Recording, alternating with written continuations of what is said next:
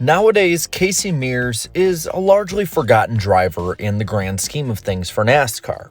A driver with a famous last name, but numbers that never backed it up. But for one night in 2007, he was the star of the NASCAR world. So, how'd he get there? Well, in 2003, Mears entered the then Winston Cup Series in the Chip Ganassi number 41 Target Dodge. His rookie year was outright abysmal. With 10 DNFs, he came home 35th in points. The next year saw him get his first top 10s and his first top 5. 04 would see him finish 22nd in the standings, an improvement but still not good. 05 was more of the same, but it was highlighted by a very competitive race at Homestead in the finale. With Jamie McMurray heading to Roush in 2006 and leaving Ganassi, it left the best performing ride at the team open. So Mears would be the one tapped to run the number 42 Haviland Dodge in 2006.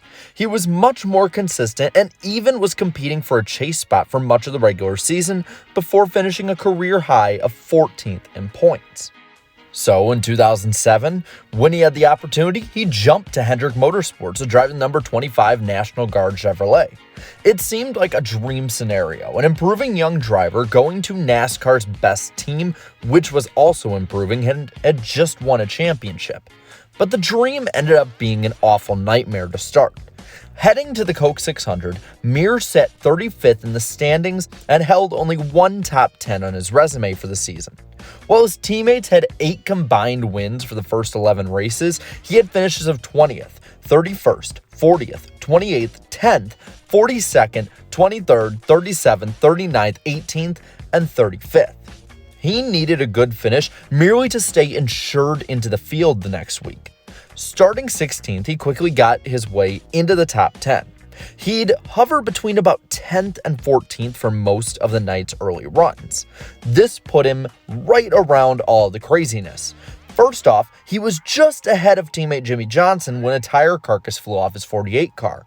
Then, right behind Jeff Gordon when he was involved in an incredibly hard crash. At this point for Mears, he just needed to have everything settle in. And after a lap 78 crash from Jeff Burton, that's exactly what happened. And Mears again went into his 10th to 14th place comfort zone for the night. As the first few green flag stops were going, he was up in the top 10. After staying out a bit, he pitted and cycled out just outside the top 10 again before a debris yellow came out to put the field back together. With the yellow, Mears topped off with fuel just to be sure, because crew chief Darian Grubb wanted to do everything he could to help the 25 stay up front. Unfortunately though, Mears would speed on pit road and lose all track position. This put the Camo 25 right in the middle of the scrum. But by lap 165, he was well inside the top 10 again.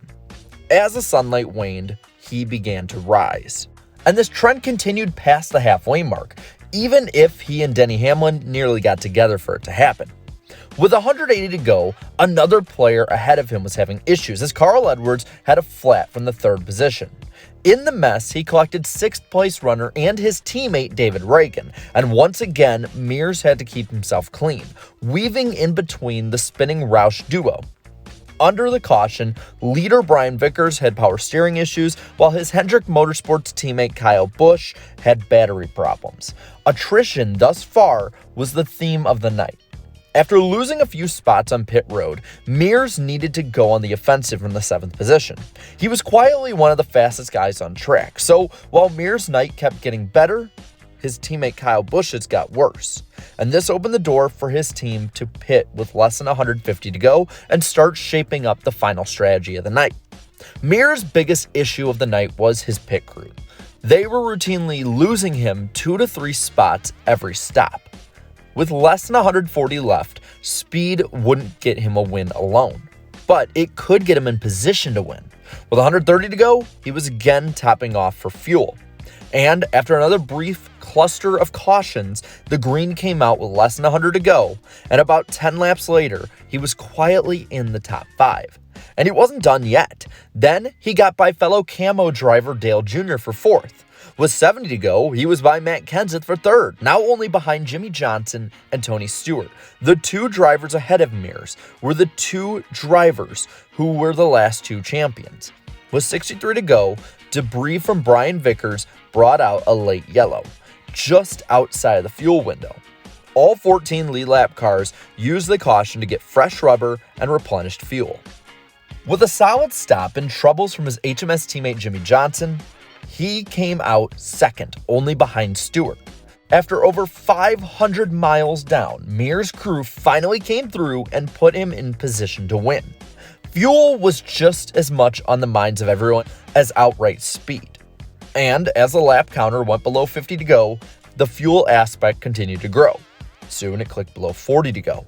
Mears still in second, most drivers right on the margins. Mears kept a clean second-and-a-half gap between he and Tony Stewart and maintained it as he saved fuel.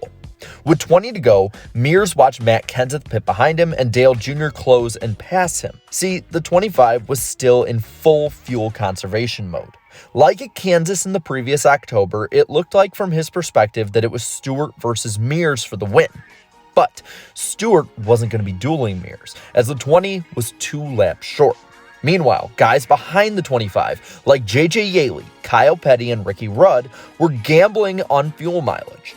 Mears was dropping like a rock. With 12 to go, his teammate Jimmie Johnson got just ahead of him. With 10 to go, he sat comfortably in 4th, letting the leaders drive off. 9 to go, another domino falls, with Jimmie Johnson pitting right ahead of him. 8 to go, leader Tony Stewart pits. 7 to go, the next man in the lead, Dale Jr. pits. And with 6 to go, the next guy behind Dale Jr. of Denny Hamlin rolls down pit road. So with 5 laps left, Casey Mears takes over the lead, now about 10 seconds over J.J. Yaley's 18 Chevy. 4 to go, another lap clicks off. 3 to go, another one goes off the board. 2 to go, the 25 is still running under power. It's a true racing family. White flag in the the Mears air. gang, Yeehaw. Bakersfield, California. He's going to do it. Roger, Rick, now Casey. All he needs is a gallon of gas. He doesn't even need this now. He just needs fumes. That's all he needs. Yaley second, Kyle Petty third, Reed Sorensen, Brian Vickers. No pressure, and he has got it made. He can coast. He can coast from there. For the National Guard, Casey Mears is going to win his first Nextel Cup race, the Coke 600. Good for him. All right. Becomes the 4th Hendrick car driver to win this year. Look at Kyle Petty. Kyle Petty gets a 3rd. And J.J. Yaley finishes second, by far his best ever Nextel Cup outing. What a finish. Way to go, guys. That was exciting. Yeah, baby. Yeah. In appropriate fashion, a Mears was in victory lane on Memorial Day weekend. It would be the 9th victory in the first 12 races for Hendrick Motorsports and would move Mears from 35th in points to 29th. While he was still 300 points out of the chase and pretty much surely out of it to begin with, this win started a climb up the points for him from 35th after race 11 to 15th at season's end. In his last 25 races of 2007, he nabbed his win, 5 top 5s and 9 top 10s. He also improved his average finish from the first 11 races from a 29.4 average to a 14.3 average finish.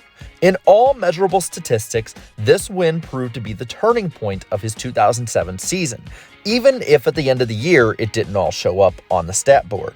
In 2008, after jumping aboard the 5 team, while Dale Jr. came in the 25 rebranded 88 car, he fell back to the massively mediocre mean. And after a brief stint with Richard Childress Racing, he ran most of the remainder of his Cup career in Germain's number 13 car, helping build that team up to what it was. But on that warm May night, a Mears sat atop the NASCAR world. And with that, I'll pass this all on to you. Who was your favorite upset winner in NASCAR history? It can be anyone from any series. Let me know down in the comments below. While you're at it, leave a like on this video, share this video, and subscribe to my channel for more great NASCAR content throughout the off-season. To all my channel members as well, thank you so much for all of your support. It means the world to me. And until next time, have a good one.